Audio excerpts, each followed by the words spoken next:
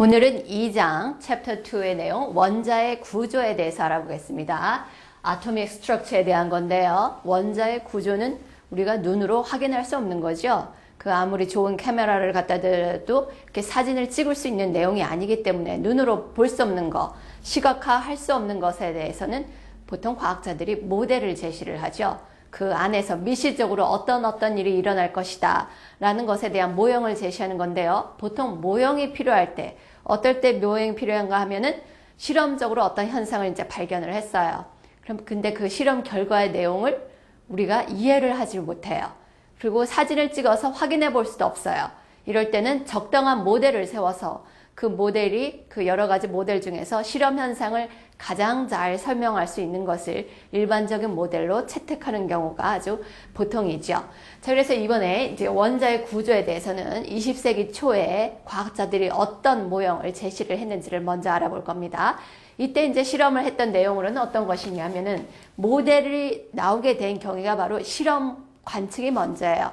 실험 현상을 보고 그 현상을 설명하기 위해서 이제 물리적 모형을 제시를 한 건데요. 그 당시에 실험이 어떤 것이 있었냐 하면은 엑스레이 산란 현상이라든가 엑스레이 스캐터링이라고 하죠. 아니면 원자로 인한 빛의 방출, 원자로 인한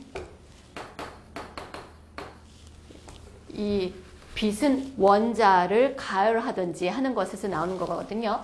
그래서 원자로부터의 빛의 방출과 흡수,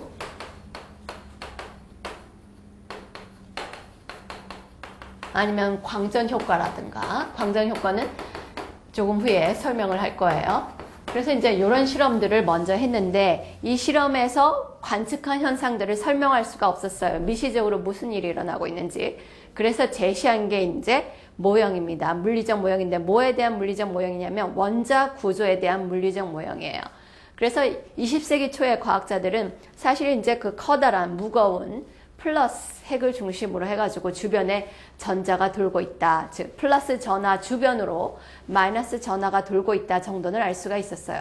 하지만 그 사실 가지고는 그 실험 현상 한 예로 보면은 수소 원자를 가열했을 때 특정 주파수에서만 빛이 방출이 돼요. 그 현상을 설명을 할 수가 없었죠. 그래서 이제 다양한 과학자들이 여러 가지 모형을 제시를 하는데 그 첫 번째로 나온 게 뭐냐면 탐슨 모델이에요. 탐슨이 제일 먼저 원자 구조에 대한 모델을 제시를 했는데 탐슨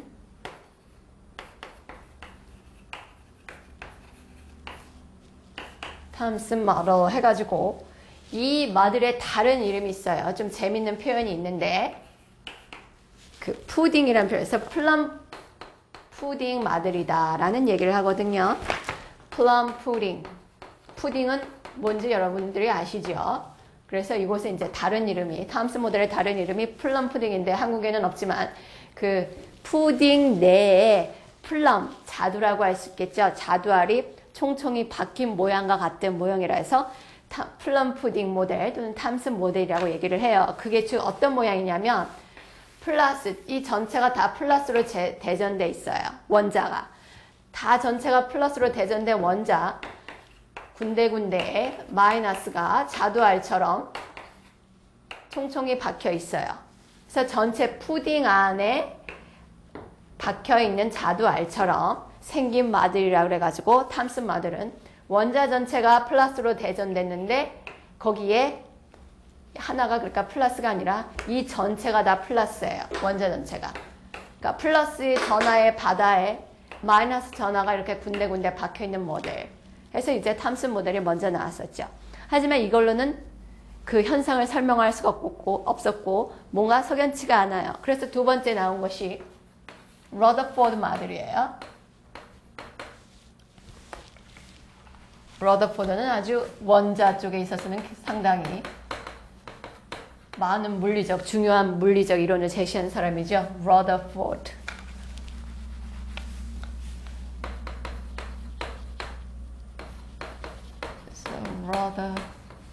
러더포드 모델 해가지고 러더포드가 제시한 건